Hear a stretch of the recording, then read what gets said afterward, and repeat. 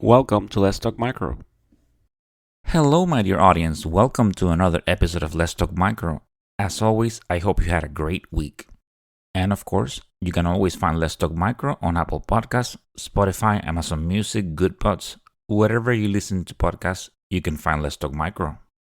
As far as social media, I am on Instagram, TikTok, Blue Sky Social, and YouTube as Let's Talk Micro, on X as Let's Talk Micro 1, on LinkedIn as Luis Plaza, and I have an email address which is letstalkmicro@outlook.com. So either via social media or via email, you can reach out with any suggestions, any feedback. They are always welcome and appreciated. So please go ahead and subscribe to the podcast, download episodes, and if the app allows you to do so, please go ahead and leave a review. Thank you so much for the support. And as you know, the Let's Talk Micro podcast does not have any sponsors. So if you want to support the podcast in any way, you can do so via a Venmo link or via Buy Me a Coffee, KOFI, both links available on the show notes. As you know, learning about antibiotics can be difficult, so if you are looking to learn more about antibiotics, please check out www.learnantibiotics.com and the Learn Antibiotics book available on Amazon. These resources include cheat sheets, practice tests, games, and more, and they are being used by thousands of people worldwide and may be helpful for you or your colleagues. And these are some great resources by Dr. Timothy Gauthier, a very passionate pharmacist. Okay, so I'm going to try to be brief, and I often fail at that, but today's episode is also a little bit longer than most episodes. So let me tell you a little bit about the previous episode. If you haven't listened to it, definitely go ahead and do so. It was the start of a series where people from the lab and microbiology, they come to the podcast and they discuss their careers. I ask them about challenges, things they have enjoyed. They talk about their first job. If they have changed positions, they talk about that as well. They also give opinions on what could be improved either in the microbiology field or the laboratory field. And this first episode started with Christina Angelini and Nicholas Moore. And Christina Angelini, they're both medical laboratory scientists, and Christina is now an educator, and Nick is a lab director. And I truly enjoyed having them on and having that conversation, so I hope you enjoy it. So definitely check it out if you haven't already. Well, today's episode is the second episode in that series where people come in from the field and talk about their careers, as I said. And just like the first episode, in this one, there's also two guests, and one of them you actually know. And this is Kelli Maddock, and she has been already in two episodes in the podcast. One was about veterinary medicine, and the other one about pastorella. So, another great episode where I enjoy chatting with them about their careers and things like that. So, as I always say, great episode, very informative. So, let's go ahead and listen to it. Well, as always, I like to say that with this podcast, I enjoy talking to people, meeting people, and, I had a great suggestion about an episode where people in the microbiology field will come in and talk about their path and how did we get there and basically just what we have enjoyed, challenges, if we're working on something different. Anyway, talk about our careers. And today I did an episode already about this, and this is the second episode. I'm really looking forward to it. So with me, I have two guests. One of them has been a guest on the podcast before with two great episodes, one about pastorella and the other one about veterinary microbiology. So I have Dr. Kelli Maddock. And then I have another guest, which her name is Jessica D'Angelo. And, Jessica listens to the podcast, and I met her before. I met her briefly through ASM. We chatted a little bit, and she's an MLS like I am as well. Well, all three of us are actually MLS. And we're going to be discussing our careers, the guests mainly, and then I'll chime in every now and then. So, everyone, welcome to Let's Talk Micro. Okay, so let's go ahead and start with a quick quick introduction and I know, Kelli, you've been a guest before, and we'll start with you. And so, but maybe if you can tell them a little bit of what you do and anything else that you want to share with the audience. Hi, yeah, thanks for having me again. I'm Kelli Maddock. I am section head of the Microbiology and Biosafety Level 3 laboratories at the North Dakota State University Veterinary Diagnostic Laboratory. Um, I'm very active in the Clinical and Laboratory Standards Institute and still really try to keep I guess, keep a pulse on human medicine while still enjoying my role in veterinary medicine. Okay. And how about you, Jessica? Hey, so yeah, thanks for the invitation. I'm like you said, I'm a avid listener and now a guest. And yeah, so my name is Jessica D'Angelo. I go by Jess. I'm a microbiology supervisor at a smallish community hospital in North County, San Diego. I've been really lucky in that I've been a medical lab scientist for about 8 years, and my whole career I've spent in clinical micro. I absolutely love it. I've recently got involved in more mentoring and advocacy through ASM, and yeah, I'm really passionate about the field and excited to be here. Well, very excited to have you. And now that you mentioned that, so typically when I'm doing research, if I'm doing polls, right? So I tend to Google the name of the guest, and you get things like LinkedIn or shows their name and title. So I make sure that I copy everything correctly and I don't leave anything out. And I was researching you, and then your name pops in ASM. I'm like, oh, that's great. So now that you're talking about that, so yeah, so definitely good. And one of the questions that I'll be asking about is working in other areas of the lab, but we'll get into that. Okay, so Kelli, let's start with you. I mean, what led or inspired you to get into this field? Let it be, since all three of us are MLS, medical laboratory scientists. So, what inspired us to, lab medicine and then microbiology? Yeah, so I think my route is maybe not atypical for medical laboratory scientists, in that it was kind of windy and I didn't just go straight into that field. I see that, I think, fairly often. But I'd started out in dental hygiene and eventually pre pharmacy, and then ended up browsing majors when my mom was advising me to pick something and stick with it. And came across the major, met with an advisor, and they shared a DVD. And I remember thinking it was so cool that you could have so many different roles. It had mentioned veterinary medicine, but I wasn't sure how you would do that. So signed up for, I guess, those courses and had transferred to a different university. And I guess the rest is history there. But as far as actually choosing microbiology specifically as what I love, part of it was lab professors at the university just noticing that I had interest in it and aptitude, and eventually being a teaching assistant for those labs. So I guess if you are in a teaching role, don't underestimate just how much your positive support and kind words can actually impact someone's interest and confidence in a field. And I guess my love of microbiology was further confirmed when I got into my internship and went through that process. How about you, Jessica? Yeah, so I have a very similar path to Kelli. I started out as a dietetics major in college and had my sophomore year crisis of this is not what I thought it was going to be. It's not what I want to do. And I like Kelli was browsing majors and I found, medical lab science. I was like, oh, I've taken a lot of these classes. Seems okay. My parents encouraged me. They're like, well, why don't you reach out to the program director, see what it's all about? So I did, and it was Dr. Anna Ciolo, and she was incredible at University of Delaware. She was like immediately like, okay, let's have a meeting. I'm gonna come and tour you around the department. And University of Delaware is fabulous. I can't say more good things. They have like instrumentation, they have micro scans right in the lab space, which is incredible. I was toured around, and at the end of the tour, she basically told me, she's like, okay, so you're going to register for this class. It's called Careers in Medical Lab Science. And then you're going to put in your application and you're going to change your major. And I was like, okay, here we go. So that's how I got into the field, and I've never looked back. It's been incredible.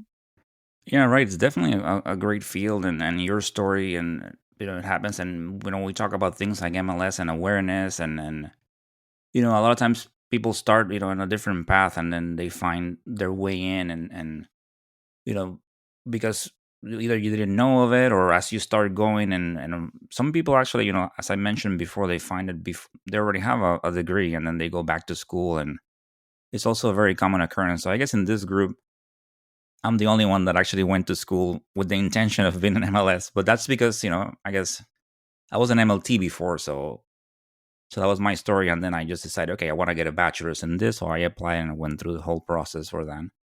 So let's talk about your first job in the field. And let's start with Kelly. What was your first job? So basically, at a certain point in my education, I started wondering if I could actually handle phlebotomy or blood. I was not a big fan. And so immersion therapy, I guess, at 20, I decided I would try to become a phlebotomist. So I started out with working at a hospital. I drew blood at nursing homes and in clinics, hospital, and then the ER shift. So dabbled a little bit in all of those. And then soon after starting that, I got a weekend job in the microbiology lab, doing culture setups to help out the techs and kind of alleviate some of that workload. And yeah, those were really great intros into learning what is required for the blood, so you have more appreciation of that in the lab. And of course, making sure that I could handle that part of the process. And of course, getting my toes into the setups and processing in micro was a really valuable foundation that really benefited me. Well, phlebotomy, huh? That's like, yeah, that's something that either people are, right? The fear of needles, and sometimes some people don't look forward to that. And some hospitals, when they're like on a smaller setting, the techs, they draw blood as well. So that's something that I did. And it takes a special kind of patience. And because definitely you're dealing with patients, you have that face to face interaction. And some are nice, but if you're learning and then some get frustrated if you miss, and they might give you a little bit of attitude, and then you have to just remain professional and say, okay, no, no problem, I'll get you someone else. Or it was definitely an experience, and I have to say, I have a lot of respect for all the phlebotomists out there, and it's not for me. So what about you, Jessica? What was your first job? Yeah, so I'd like to say I agree with you guys, and phlebotomy is really hard and really challenging. And thank you to all of our phlebotomists who do amazing work and are incredible. So my first job in the field was, again, I'll go back to my story. So I took this class, the first class I ever had in medical lab science, and it was careers in medical lab science. And the class it basically outlined everything you could do with a degree. And part of the class, they were talking about being a lab assistant. And I was like, oh, that sounds like that's something I could do in college. Seems good. So I had my first meeting with my MLS advisor. And I told her, I was like, I've heard that there's this job called lab assistant. Do you know of anyone that could get me in? And she was like, oh yeah, absolutely. She's like, I have another student I'm advising and he's graduating. Why don't I give you his contact? And I contacted him and I said, I hear you're a lab assistant. Can you contact me? Can you put me in contact with your boss? And then so I reached out to the lab supervisor at a small children's hospital in Delaware. I said, I'm interested in a job. Are you hiring? And they basically said, yeah, sure, come for an interview. And so that didn't work out. That would have actually been in the micro lab every other weekend. That didn't work out, but it was good to talk to people and get in, and an opening on the evening shift came up.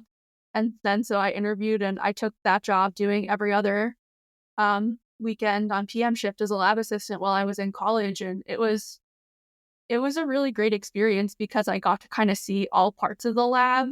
I also took on projects with the microbiology supervisor, and I was able to work full time over the summer and kind of do a little more and kind of learn what I liked, what I didn't like. And I really fell in love with microbiology there. And the supervisor was really involved and really passionate, and that kind of sparked my interest. And it's also an amazing job if you're in college. A lot better than working at Starbucks, I would say. And I had a lot of people around me to help with homework and who were willing and really kind.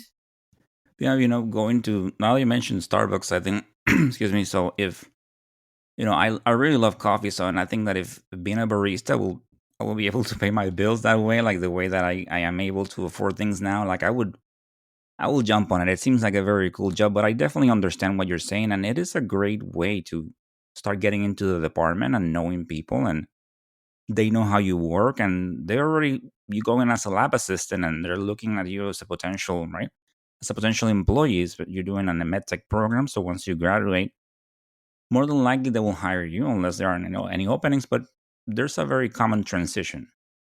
where you stay there. And a lot of people are my classmates, and I see a year in and year out. I do feel bad sometimes, for the evening shift, because it's such a revolving door of people coming in. You get your students going to college. Typically, a new MLS, wants to get into the department. Sometimes they hire them in second shift, and then as life happens, right? So you get married or you start working on a family, and then people start going to day shift once there's openings. So you always have this constant turnover and very few employees that stay their careers.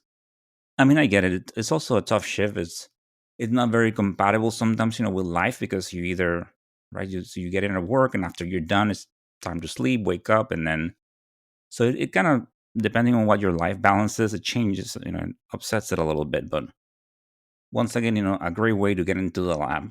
Okay, so I guess, so with you, Kelly, as an MLS, well, I guess in your case, have you worked in an area outside of microbiology, but you also have a very, different experience, because in your case, you have worked in human medicine and now you work in veterinary medicine. So let's start with your A, if you have worked in another area outside of microbiology as an MLS, and B, maybe talk about your experience, working in human medicine lab versus veterinary medicine. Yeah. So in the human lab, of course, you go through your internship and you get all those experiences in those different departments. But right after I was hired, they didn't have microbiology positions open, or at least not full time ones. So they had per diems available, and then also in molecular diagnostics. So for the first year and a half, I rotated between those departments before becoming full time microbiology, and that was where my passion was. But the skills in molecular, of course, are really valuable. They enhance your aseptic technique and just make you more cognizant of that whole process. In veterinary medicine, I was originally hired for molecular, so that actually qualified me for that job, which worked out really well. Of course, I pined after microbiology the entire time that I wasn't doing that, but it, of course, with the skill set that we have for medical laboratory science, I was able to pretty much dabble in most of the departments at our laboratory. So molecular, microbiology. I can do the rabies fluorescent antibody, which we consider a virology department test. I did end up getting trained in histology, so I can do that portion of the labs and some basic stains, and then sequencing. And it's still, to me, I guess, a different department, but within the laboratory, I got involved with our laboratory information management system. And so helping to build that. Of course, we're a small lab, so there's little projects like that all the time, which was really valuable just to understand the limitations and how much effort goes into it and potential problems you can run into. Um, Really, I get to dabble and I absolutely love that. I think that's kind of the story of my career, is getting to kind of follow what my interests and passions are. And I've been lucky in that. Perfect. And yeah, we all have different trajectories, and it definitely makes you well rounded, and getting a better understanding of all the areas. But then some people also, they know what they want right off the bat, or they're like, I want to do a macro, and they're fortunately enough that, to get a job. Especially sometimes it doesn't happen when I talked before about one of the things that we look like in micro, right? It's the plate reading, and so you want to do first shift, and sometimes that might not be a possibility. It certainly wasn't when I graduated. The department was full of techs, very seasoned techs, so I could only get in on third shift. And then on the other hand, even if I had been able to, one thing that I had to consider back then, it's improved a lot, but it was the compensation. There was a huge difference between first shift and third shift. You had those differentials and things like that, so you had to make cuts. So even when I moved to first shift for the first time, I had to keep a job on the side to kind of being able to do things like, like travel that I enjoy, and it was still a good job, to pay bills and stuff like that. But if you wanted that little extra, it was, I needed that second job.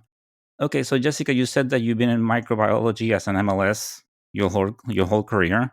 Okay, so in this case, maybe have you been in different labs, and then in your case, maybe you can talk about that experience, what it's been like. Yeah. So I'll just say that I was trained as a generalist. I was able to rotate through hematology, chemistry, transfusion medicine, obviously microbiology. So I do have that foundational training if I ever needed to go back. And if people are thinking about the field, I would definitely say train as a generalist. you just never know. And getting that licensure as a generalist is very beneficial. As far as where I've worked, I've had the pleasure of working at smaller places, medium-sized places, and huge places. I've done a lot of bacteriology, but it's really what I enjoy the most, and doing bacteriology and microbial susceptibility testing.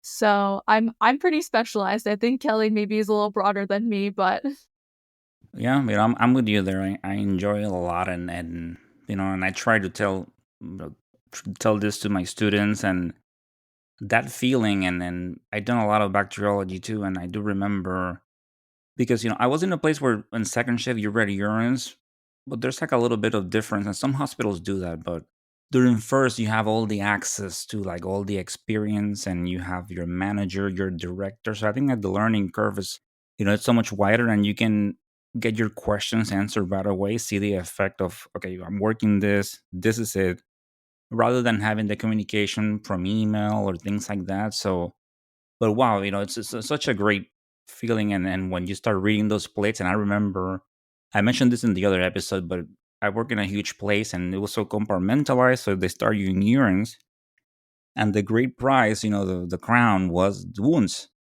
I was like, yeah, I can see all the non-fermenters combined with enterobacterialis and actinomyces and rapid growers, and it was, oh my goodness, it was such a great feeling when I finally got there. So I definitely enjoy bacteriology as well. I think that from me, and I mention this sometimes, I have worked in other areas, but it's just I gravitate back towards micro, and I'm staying here. And but there's also something about, I don't know, it's just like the combination of the mystery, and at the same time internally, I don't know, there's like a confidence that I don't feel that when I'm in hematology, in chemistry. I have like a tiny knot in my stomach when I go in, and when I'm in micro, it's gone. I think I feel like I'm performing at my best. I'm the best MLS when I'm in micro. So, and I love that feeling, and I'm planning on sticking to that for a while. So, did you ever work were you ever full time in a different department? yes, I was twice in my career. I was due to some like personal reasons, and like I met my spouse in the same department, so I went to the general, um, the core lab, and believe me, I was very sad, and I made that decision because I wasn't sure. I was afraid to ask. There was a possibility, maybe being in different shifts and things like that. I just didn't ask. I just moved away. And I think I did 332 days before I came back to micro. I couldn't take it anymore. I asked the director, hey, my wife works in micro. Can I be in micro too? And she's like, well, as long as you don't work in the same shift, it's okay. So there was an opening. I interviewed, and I was right back in. And then I did in 2020, I went to this other job that didn't work out. And so I felt like maybe I burned a little bridge with my old department. And so I just came back to the same company, but doing core lab. I lasted 10 months, and then I went back to micro. Okay. So in the case of both of you, right now you're holding different positions, So Kelly, you started in human medicine, now you're in veterinary medicine. Now you're like, you went, you continue progressing in your career. So tell us a little bit about your your current position that you're working right now and what led you there. Yeah, I think I mentioned this on the veterinary microbiology episode that we had done. But I was essentially led to working at the veterinary diagnostic lab because I was getting to the point of being burnt out in my role and wasn't finding the things that spark passion. I still like the microbiology, but weekends and evening shifts to help cover, and then you're always short staffed. That gets really tiring after a while. I think we'd all probably agree with that if you've experienced that. So that was part of why I looked for other options. But like I mentioned in my path to vet or to MLS, um, seeing that there was an opportunity to work in veterinary medicine was always something in the back of my head. So I had a chance meeting with a veterinary microbiologist working at the NDSU Vet Lab at BSL 3 training. And she mentioned that there might be job openings in the next year and they would love to hire more MLSs because they had some that have worked at the laboratory for a long time and knew that we were highly trained and great skills. So then I pretty much stalked the job board for almost a year before a position opened up and applied. The rest was history there. Um, it's been a really excellent shift. And like I'd mentioned, I worked as a molecular microbiologist, mostly in molecular diagnostics. But just through interests and having supervisors that maybe recognized I needed to be constantly challenged and always be busy allowed me to try other things in different departments. And eventually, of course, we lost our um, veterinary microbiologist, and they needed someone filling in the section head role in microbiology and with the expertise to oversee those. And so I essentially worked my way into that role. Um, and of course, have the biosafety level 3 lab with that um, job duty also. So, kind of a twisty way to that, but a lot of it is just continuing to do what I enjoy and also having supervisors that recognize abilities and interests. Yeah, unfortunate side of the MLS and those shifts that sometimes, we get that, and the hospital life can be definitely very challenging with the hours, the holidays, the shifts, and not being able to stay in. It's an 8 hour shift, quote unquote, and you're staying there 10 hours because no one can read your plates after you. You have to follow up with your work. So definitely a lot of things there.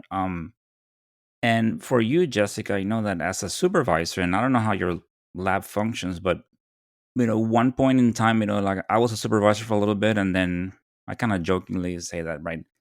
So my career has gone a little bit like Benjamin Button, so I'm going backwards, and I'm a senior tech now. So it's just some choices, but hey, that's another story. But for me, it's just a lot of people.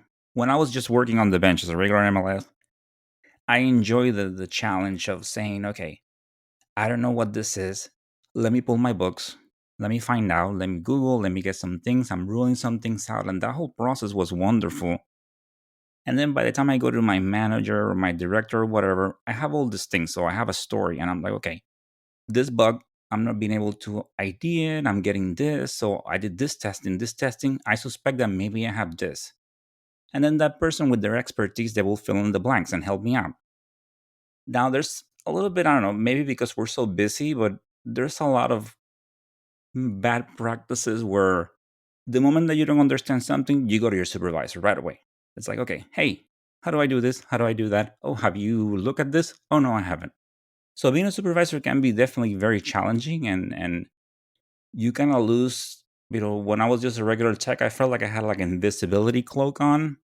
And then once I'm a supervisor, everyone sees me. You cannot work on the bench without being stopped for 30, 40 questions. So what led you to be a supervisor? What was what happened? What's the story? Yeah. So the story is, um, I was also maybe a little bit burnt out. I was working at a really, really large academic medical center that I really enjoyed the job. It wasn't like I left on bad terms or anything. It's an incredible place. I learned so much. But I was in a leadership role as a lead tech, and I was overseeing like one specific area. And at that point in time, there was a lot of COVID testing. So it was just a lot of COVID testing. I realized I wanted to like kind of have that broader impact in maybe a smaller setting. So that's what kind of led me to look for opportunities being a microbiology supervisor. And I actually moved cross country for the job. So it's something that, I kind of took a leap, and it's something I wanted to do, wanted to try. And when I got the interview for where I am, I was flown out there. I loved it. The person I was taking over for had spent her whole career there. She'd been there for 30 years. Literally all of the techs had been there for 30 years. She just set up this gorgeous offsite lab, and I kind of talked to my partner. I was like, this is an incredible opportunity. Like, I cannot let this go. I need to take it. Like, the next person who gets offered this is gonna take it in a heartbeat because this is a wonderful place. And I've really enjoyed my time. I love like looking at the big picture, and like you said, Luis, like being that person where people have something and they're like, I don't know what to do with it. And I'm like, I got you. I'll help you out. And a lot of times it's just kind of like getting them to think and kind of guiding them. It's not like I'm going to answer all the questions. That's kind of something that I love to just kind of like showing my techs like they know what to do and they're capable and they're confident. And I'm here for moral support, but you don't need me. You know everything you need to know, or you know where to find it. And I think that's what makes a good supervisor, in my opinion. And yeah, that's what led me to my role. I agree, and not only that, I think you're doing great, and with that approach, and I wish that more people will do that actually, because it's just right. It's like you're telling me, like the way I see it. Also, it's like, yeah, I'm not, I am not a genius. I'm not anything. Yeah, I mean, I guess I have some smarts or whatnot, and I find myself that I'm good at what I do, but I could easily get through my work, about 98%, unassisted. And it's just by reading, by looking at things and thinking. It's like, okay, you're telling me that a room full of microbiologists, we cannot solve this and we need a supervisor, which a lot of times, sometimes the way that promotions go, and sometimes it's a person that even has very little experience because it happens. So it's like, but I guess the warm feeling of asking a supervisor and feeling that you're covered. But I love your approach. It's right. It's like, yeah, we have the skills. We can do this. So let's go ahead. I'll Mhm. add to that. I'll add to that and say that when I came into my current role, I was the youngest person in the whole. So you could definitely be the youngest person and be able to be a leader. It's not about knowing everything. It's about, inspiring your team and leading in a productive way and understanding your team too and what kind of things that they need. Yeah, no, and this profession, it takes a long time, and then you can be. It's all about, yeah, just your knowledge you build it over the years, and it comes from a place where you do a lot of repetition. You educate yourself. You know what your resources are. You ask questions, and you do all these things. So, but it sounds like you're doing a great job. So keep it up, man. We need more supervisors like that. Okay, so let's start with, so Kelly, in your career, you mentioned some of the challenges that you had, and you talk a little bit about burnout. And so the question is, what have you enjoyed throughout, and if you have any other challenges, I'll ask that as well. Yeah, definitely for things I enjoy, regardless of whether it's in human or veterinary medicine, is you're always impacting a patient. In veterinary medicine, I like to think I'm helping at least two living beings or two beings because we quite frankly get a fair number of necropsies. So we're trying to figure out why an animal died, but you're also helping potentially a herd. And even if the person is an animal producer, meaning they take care of the animals for meat or some other kind of a product, they care about that animal. So, and of course, a companion animal, you care about your dog or a cat in your house or all the other little scaly potential buddies that you could have in your house. So I think that's a really great benefit of just being in this role is you get to help someone or something. I always love the interaction with other health professionals, whether that's other medical laboratory scientists or physicians, in my case, referring veterinarians or pharmacologists. There's so many areas that you can interface with other professionals. And then I love that there's always opportunities to learn. Like you mentioned, pulling out resources. I mean, behind me, I've got a little library. I absolutely love my textbooks and the little resources and being able to continually learn. So self study, I think, is a really awesome tool. But of course, more formal education, being able to go on with masters or doctorate, and then just any other little continuing education. So if you're a lifelong learner, I feel like microbiology or medical lab science is kind of an awesome field for it. Um, Always something you can dabble in. Challenges, like I said, I mean, the burnout. I do feel like there's a little bit of the chip on the shoulder as being kind of the unheard, unseen professional that's working. So I've personally had to overcome some of that, um, and really try to make sure the laboratory has a voice and that our voice matters because we do make a big impact on patient care. And you, Jessica, what have you enjoyed, and some challenges as well? Yeah, so I'm gonna echo a lot of what Kelly said because but with the human side, I've never had the opportunity to work on the veterinary side. But yeah, definitely that. Yeah, the impactfulness of the work is definitely number one. I feel like I go to work every day and I'm making a difference, and I'm not stressed out because I have to deal with patients directly. I think being behind the scenes is definitely the role for me. I think I love like new diagnostic technology.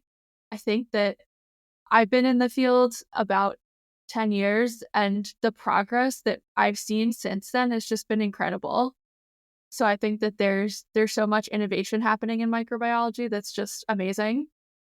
And I can't wait to see what the next 10, 20 years will look like. I think also being a part of an infectious disease community is amazing. I love working with my ID pharmacists and my ID clinicians. I think they're amazing people, and just collaborating with them if they have something challenging, like, and they're picking up the phone calling me, and we're kind of figuring things out. I love doing that. And I also love networking. I think that microbiologists are the nicest people, and we all have like a passion in common, and everyone really wants to help everyone.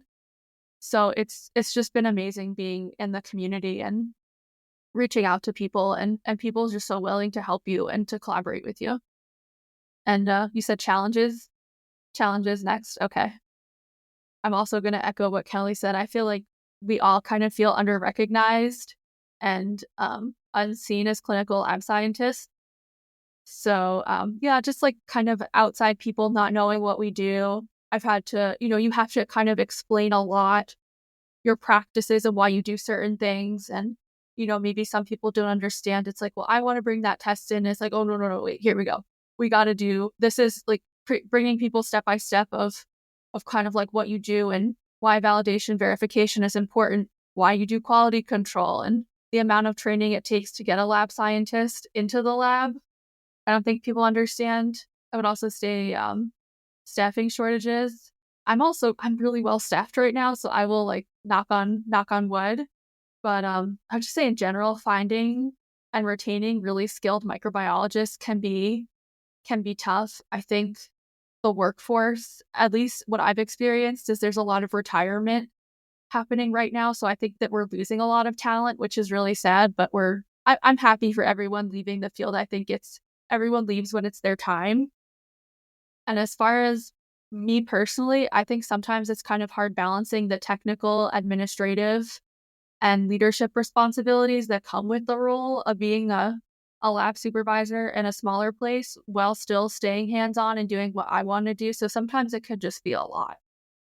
Yeah, definitely can. And not only, like you said, you have all these things that you have to keep up with, and comes competency time, and you have that thing, training, and the schedule, which can be a headache sometimes. It's like how many people I need here, and I have all this, PTO requests, and which ones do I approve, who has asked before. So there's a lot of things to juggle.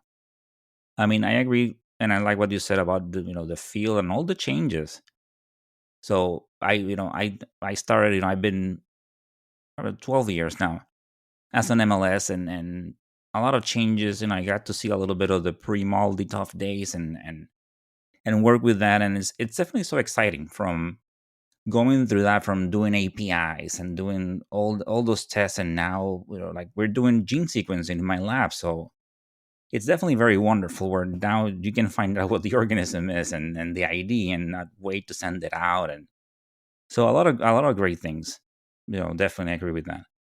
We mentioned that we are underrepresented, and we have those challenges. We have staffing issues.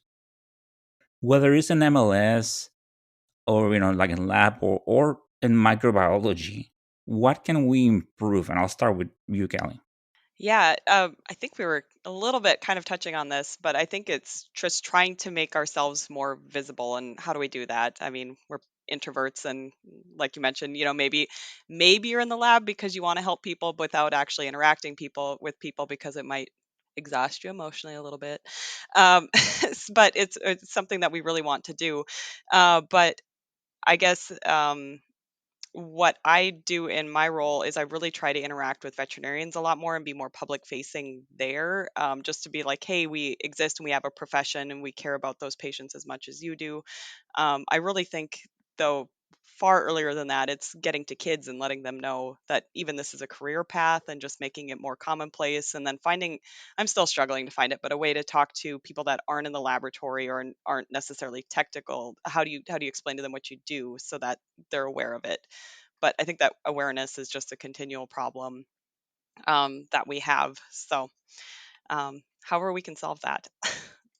Yeah, no, and on the previous episode there was to talk about perhaps joining like professional organizations and advocating and things like that. And it is true, like we want awareness, and then I think we also kind of have to do our part and get out there. And we see a lot of improvement, people going to schools, colleges, high school, and bringing things, and that's something that it's definitely encouraged. Joining an organization.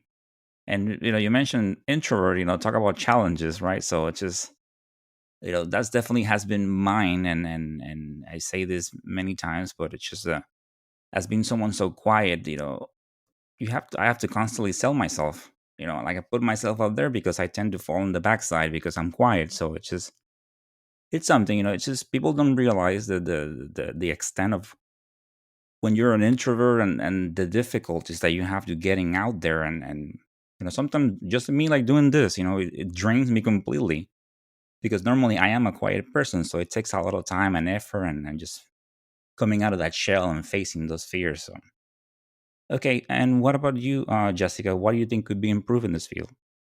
Again, I would echo what you and Kelly said. And I'd just like to say, Luis, you're doing an amazing job. Like, this podcast is such great advocacy, and it's a great resource to just share with people who might not know what we do.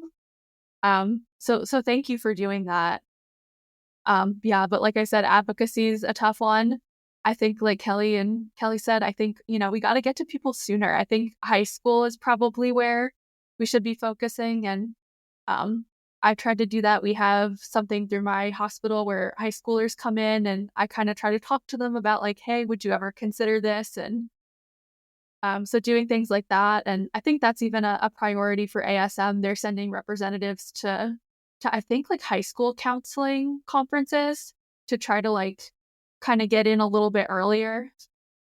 I think maybe something that we didn't talk about is fair wages and, like, pay equity. I think nursing does a really good job advocating for pay equity, and I think we could do maybe like a little bit better with that as medical lab scientists. I've I've successfully lobbied for pay raises, which has been awesome, but it's really hard, and it's easier if you're in a pay transparency state. But I think it's going to be it's a problem. I think also better integration of microbiology into patient care teams. So it's like you don't want certain committees like making decisions about what the lab is going to do without a lab representative. So having someone that wants to be on those committees and be vocal is really important. Yeah, I'll stop there. Yeah, no, the wages is it's definitely a thing, and I've seen that we get this market adjustments sometimes and this improvement, and it has changed a little bit, but there's still a lot of ground to cover on that. And I do remember, because this was many years ago, and I can, and I can say remember as an MLS, the first time it was $20 an hour, basically that was it. And you imagine, and then it progressed very slowly. And we get the situation sometimes when you've been working in a lab for 10 years, and then in the same lab, and then someone, right, has 10 years of experience, but they've been working in another lab, and then they join yours, and they're compensated more. So that's a situation that maybe it shouldn't happen. And because of the whole Benjamin Button that I mentioned, and I did a series of moves, I guess it worked out in my way, because it increased. But not everyone goes through that situation. So yeah. So professional organizations, I like hearing about ASM, and I mentioned this before. I think that sometimes maybe ASM could do a little bit more towards, I don't know, appealing towards the medical lab scientists. I think that, which I'm fortunate because I'm able to do this podcast, they do podcasts and things like that, but they're very tailored for like PhDs and things like that. So that's why, I'm like, okay, no, just talk simple. Let's just break things down. There's a huge force that we're doing a lot of microbiology and we're not PhDs, so maybe that could work a little bit more on that. Okay, so if anyone was asking you about a career in microbiology or as a medical lab scientist, what would you tell them, Kelly? What I usually, so because we're affiliated with a university, I do get to interact with students and I love it. I love trying to show passion to another generation and just the things that they can do outside of it.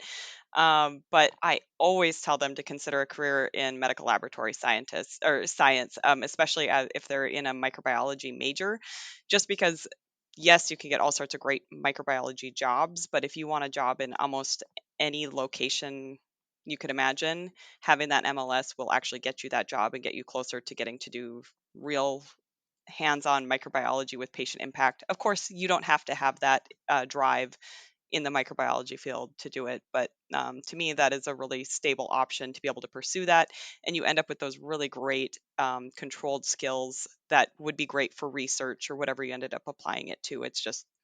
It's a really great jumping off point for a lot of options. And as far as some other advice, and we've just now touched on this, is joining a professional organization. When I graduated, I was so frustrated. Of course, you're looking at paying loans, and then it's like, wow, I'm supposed to pay money for my license and for these professional organizations, and what are they doing for me? Now, as a more of a grown-up tech, I definitely see the value of that networking and camaraderie. I've joined ASM. I'm a part of the American Association of Veterinary Laboratory Diagnosticians for the vet side, but just having that camaraderie and it actually seeing the advocacy and work has been really important to me. So I would definitely advocate, especially for young techs, is to find an organization and just start to get involved, or at least see the value that they're putting forth with that. So those would be my two big bits of advice there.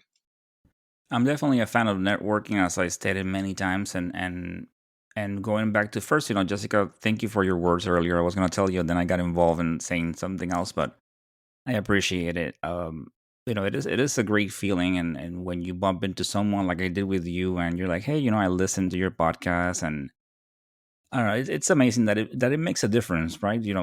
I do this, I enjoy the nerdiness, what I'm doing for the profession, and that's the icing on the cake when someone says, hey, this helped me, or hey, I listen and I enjoy it. So thank you for listening.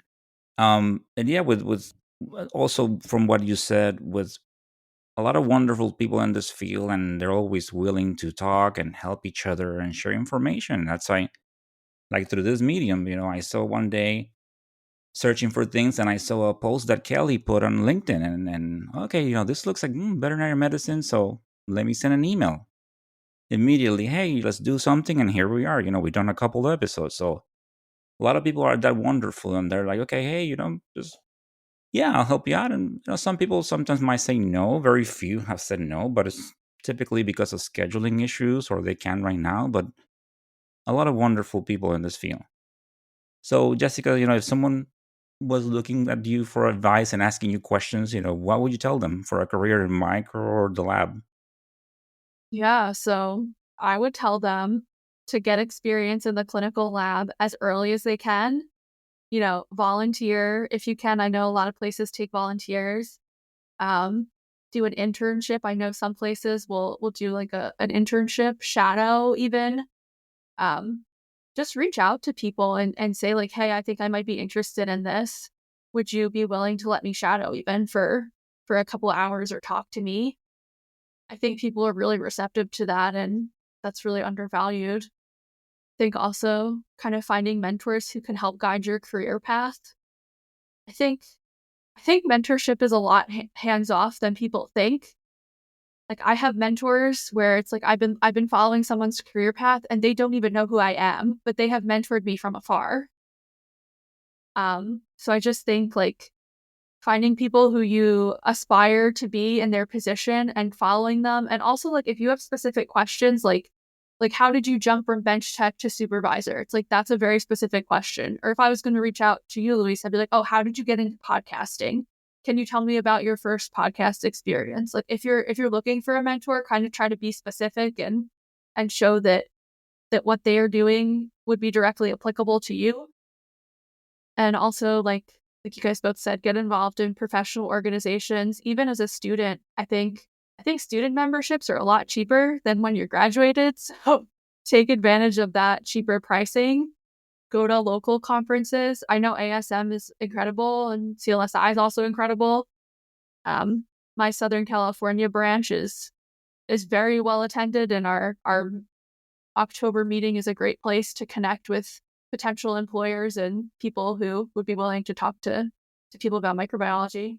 Yeah, and for those listening out there, and I don't know, maybe if one of the issues too, like I love the conferences, and maybe there was a way that sometimes maybe some of the costs will be kept down. I mean, more people will be able, because I know sometimes, and I mentioned this on my lab, like we put a lot of abstracts out there and then they get accepted, but then people are like, oh, if no one is paying for it, I cannot go. And that's the reality when between registration and travel. It's definitely sometimes $1,200-$1,500, so it can be challenging, so that might be keeping some people out. I know, like, typically facilities, they will send like your director or a manager or supervisor, but for the other people, so I don't know, just I don't know. I would love to hear at some point in time, what's the formula behind the prices. So if anyone's listening out there and they want to be a guest on the podcast, doors open. So please reach out. I would love to pick your brain and get a better understanding of what is going on. Okay, so of course, we're microbiologists here. So, and we have that sometimes, we have that organism that we love, either because it has like a novel mechanism, or it has something interesting. It can be visually, it can be smell, it can be anything, any number of factors. So I guess now I'm gonna ask you first, Jessica. What is your favorite bug? I would say that my favorite bug is Neisseria gonorrhea. I just think it's always really fun when you find it, and everything you learn about it in school, it just like doesn't. It's like, no, thank you. And you'll see it I've seen it in cerebral spinal fluid. I've seen it in joints. I feel like a lot of people I've talked to, it's like throughout your career, you'll find it in the weirdest places. I've seen it in shoulders, and the way it's gotten more and more resistant, it's a really fun bug. And I think I know what Luis and Kelly's favorite bugs are, because I just listened to your last podcast, Kelli. So I think I know. Yeah, my favorite bug is well documented now. Pastorella maltacida, of course, because it is just the best bacteria. Mostly because it can impact any animal species, but of course, there's the joy of just how it looks. It's got a smell to it. Of course, we're not purposely sniffing plates, but uh, everything about Pastorella maltacida, I think, is really great. Yeah, same here, and we have talked about it, and Kelly had the episode, and I did one years ago. It's definitely a very interesting organism, and I enjoy working with it, and I enjoy the episode with Kelly because she brought like so much better looking at things from her point of view. It added so much to that. But for me, if you're going to do those basic, skills, and it keeps you thinking about, it doesn't grow media, so don't assume things, biochemicals. So it really makes you work on your skills. So I do like that, and as I mentioned before, and I love Multocida, and that feeling, that when I found that Pastorella aerogenes, I tell my students, and whoa, like it's growing on Mac. Wow, like it was just that nerdiness. Well, it's like, wait a minute, you see it in pig bites, and let me check the history, and there it was in Orlando, right? The pig bite. So I definitely, yeah, it's an organism. That's an interesting one. No one said Neisseria gonorrhea before, so right, that one keeps us on our toes, and those diplococci, they scare us in the lab a little bit, especially when we're learning and we're training. Want to make sure we don't miss them. Of course, it's kind of when you have a sputum, then you see diplococci, and you're like, okay, it's fine. It's part like an NPN or something like that. So, but yeah, those are great answers. Um, and I going back to something, I like something that you mentioned before we started. Then how sometimes small the world is, and I invited you both to the podcast, and you have met before, but it was because of this, for because Jessica had listened to an episode, and then we were both at a professional meeting, and you reach out. So that goes to say, if you don't be afraid to ask questions, don't be afraid to, if you attend these meetings and you see something, approach the speaker, talk, get an email if you see it, email them. So don't be afraid. Just ask your questions, meet with people, network, advocate. Well, as the episode is coming to an end, is there anything else that you want to add? And we'll start with you, Kelly.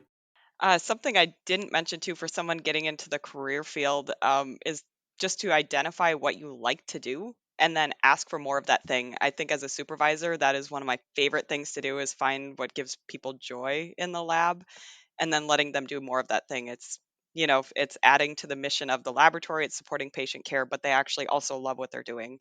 And I think that is probably the thing that served me most in my career is getting to find the thing that sparks joy and then doing more of it. So um, makes you a productive and more well-rounded worker, I think. But Yeah, that is definitely true, and sometimes on and this can happen on large facilities where training moves a little bit slower sometimes, depending, and people do, yeah, they want to do more and they're not able to, and sometimes people get tired of that, and unfortunately they move on to another position, and we lose them, and it's very unfortunate because they have good skills, and because of timing issues and things like that, cannot move fast enough. And what about you, Jessica? Anything else to add? Yeah, I would just say that if you want to be successful in clinical microbiology, you should be nice to everyone. Luis, we are all we could make a triangle with where we all live, but we all know each other, and you're literally only one person away from knowing someone. So if you get into clinical micro, there's a good chance that you'll move across the country, but those people will still remember you. So I would just say be nice to everyone, leave a good impression wherever you go. And going back to what you said, Luis, it's like if you see something and someone's doing some incredible work, like I saw with Kelli, I was like, oh, that was really cool. Like tell someone that they're doing cool work, and you just never know. Maybe you could be doing that work, and you just don't know. Yeah, yeah, definitely be curious, and whether, like, it can be the work they're doing or how they get that job. As we talked about, how do you become a supervisor? If you see them, okay, you have a background. You're an MLS, so how do you jump to infection preventionist, or what was that path, and what do you do? Yeah, get curious. Don't get afraid to be out there and ask questions. I mean, the worst thing that they can do is say no, or but overall, a lot of nice people, and I like to emphasize that because sometimes, unfortunately, many factors, and we get some toxicity in the lab, and we get some difficult personalities, and we're in that narrow environment, but there's so many people out there that are so nice, and so I agree with that. Try to be nice and with people. It doesn't cost you anything. So Um, well, what can I say? This is, I was looking forward to this, and such a great episode. So I appreciate, you both coming here and taking the time to be in Let's Talk Micro. thanks for having us. My pleasure.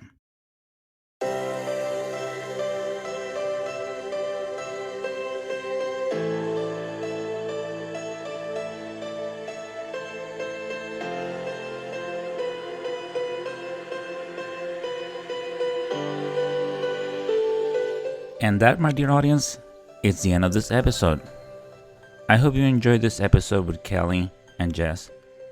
As always, I enjoy sharing this information with you. I think this is a great series where people from the field, they get to share their stories, their journey, and maybe they can inspire people. We provide feedback and what could be improved, in lab medicine, in microbiology. It is great. So these episodes are going to continue throughout the podcast, and I hope you enjoy them. As always, thank you for the support. Stay tuned. Great things coming your way. So, as always, first, continue bringing that passion to what you do. It's so important. You do such great work. So, as always, stay motivated, stay safe, and of course, continue talking micro. Until the next time. Bye.